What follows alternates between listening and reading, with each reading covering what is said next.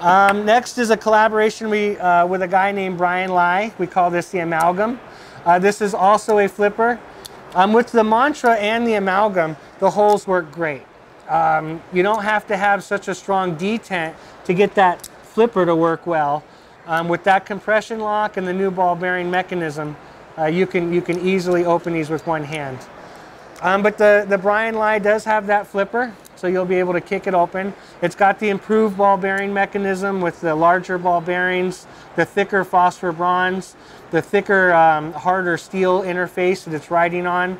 So it's going to flip nicely. It's got a 4-finger choil so you can choke up on it. It's got a nice strong tip so you can really work with it. This has got a full handle. You're going to get your whole hand on it, all 4 fingers. It's not going to slide around on you. It's got a 4-way reversible clip so that you can carry it in different types of fashions. Some of our flippers too, this kicker can come down and stop like this one, which some people might prefer. Or when you close it, the kicker might sweep right past your finger.